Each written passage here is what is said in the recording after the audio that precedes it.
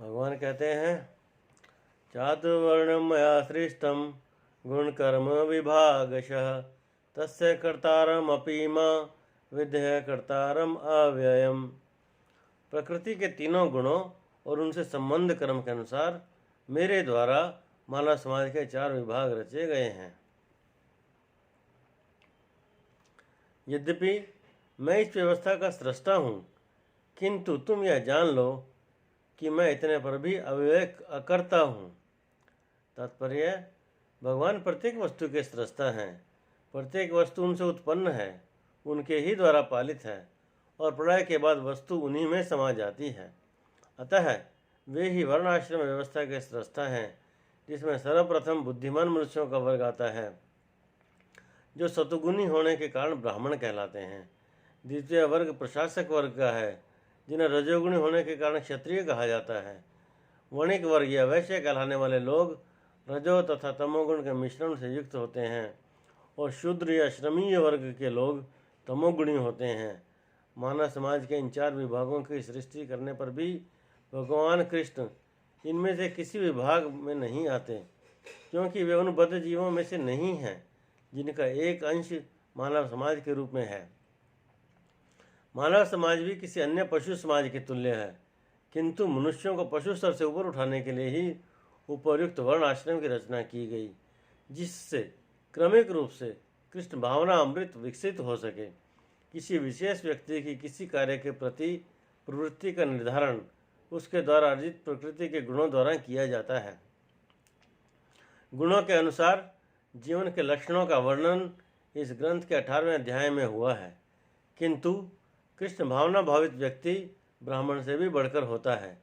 यद्यपि गुण के अनुसार ब्राह्मण को ब्रह्म या परम सत्य के विषय में ज्ञान होना चाहिए, किंतु उनमें से अधिकांश भगवान कृष्ण के निर्विशेष ब्रह्म स्वरूप को ही प्राप्त कर पाते हैं। किंतु जो मनुष्य ब्राह्मण के सीमित ज्ञान को लांघकर भगवान श्री कृष्ण के ज्ञान तक पहुंच जाता है, वही कृष्ण भावना भावित होता है, अर्थात वैष्णव होता है। कृष्ण भावना अमृत में कृष्ण विभिन्न अंशों यथा राम, नरसिंह, वराह आदि का ज्ञान सम्मिलित रहता है। और जिस तरह कृष्ण मानव समाज की इस चतुर्वर्ण प्रणाली से परे हैं, उसी तरह कृष्ण भावना भावित व्यक्ति भी इस चातुर्वर्ण प्रणाली से परे होता है। चाहे हम इसे जाति का विभाग कहें, चाहे राष्ट्र अथवा संप्रदाय का। न मा कर्माणि लिम्पन्ति न मे कर्मफले स्पृहा इति मा यो अभिजानाति कर्मभिर्न सबध्यते। ईश्वर कहते हैं, मुझ पर किसी कर्म का प्रभाव नहीं पड़ता, न ही मैं कर्मफल की कामना करता हूँ। जो मेरे संबंध में इस सत्य को जानता है, वह कभी भी कर्मों के पाश में नहीं बंधता। तात्पर्य, जिस प्रकार इस भौतिक जगत में संविधान के नियम हैं, जो यह जानते हैं कि राजा न तो दंडनीय है और न किसी राजनियमों के अधीन रहता है, उसी तरह यद्यपि भगवान इस भौतिक जगत के सृष्टा हैं, किंतु वे भौतिक जगत के कार्यों से प्रभावित नहीं होते। सृष्टि करने पर भी वे इससे पृथक रहते हैं, जबकि जीवात्माएं भौतिक कार्यकलापों के सकाम कर्मफलों में बंधी रहती हैं, क्योंकि उनमें प्राकृतिक साधनों पर प्रभुत्व दिखाने की प्रवृत्ति रहती है। किसी संस्थान का स्वामी कर्मचारियों के अच्छे बुरे कार्यों के लिए उत्तरदायी नहीं है, कर्मचारी इसके लिए स्वयं उत्तरदायी होते हैं। जीवात्माएं अपने अपने इंद्र तृप्ति कार्यों में लगी रहती हैं, किंतु ये कार्य भगवान द्वारा निर्दिष्ट नहीं होते।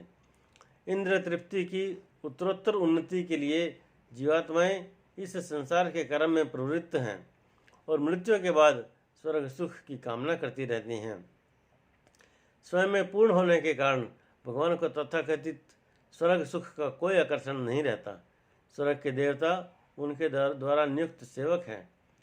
स्वामी कभी भी कर्मचारियों का सा निम्न स्तरीय सुख नहीं चाहता, वह भौतिक क्रिया प्रतिक्रिया से पृथक रहता है।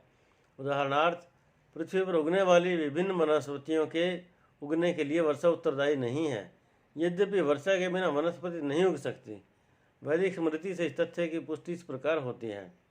निमित्त मात्र वासौ सृज्यानाम सर्ग कर्मणि प्रधान कारणी भूता यतो वै सृज्य शक्तयः। भौतिक सृष्टि के लिए भगवान ही परम कारण है, प्रकृति तो केवल निमित्त कारण है, जिससे विराट जगत दृष्टिगोचर होता है। प्राणियों की अनेक जातियां होती हैं, यथा देवता, मनुष्य तथा निम्न पशु, और ये सब पूर्व शुभाशुभ कर्मों के फल भोगने को बाध्य हैं। भगवान उन्हें ऐसे कर्म करने के लिए समुचित सुविधाएं तथा प्रकृति के गुणों के नियम सुलभ कराते हैं, किंतु वे उनके किसी भूत तथा वर्तमान कर्मों के लिए उत्तरदायी नहीं होते।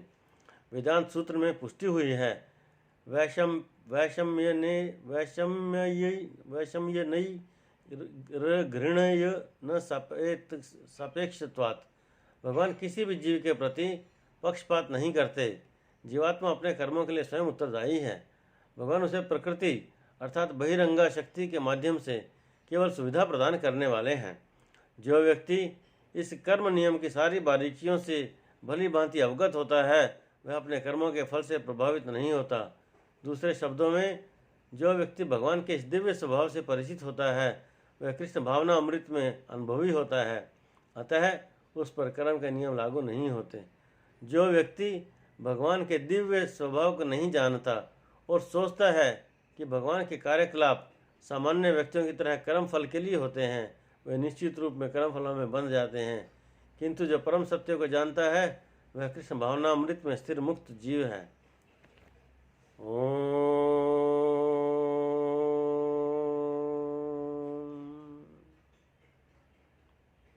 अध्याय 4 श्लोक 15 से आगे का पाठ अगले सत्र में किया जाएगा। धन्यवाद मित्रों, आपका कल्याण हो।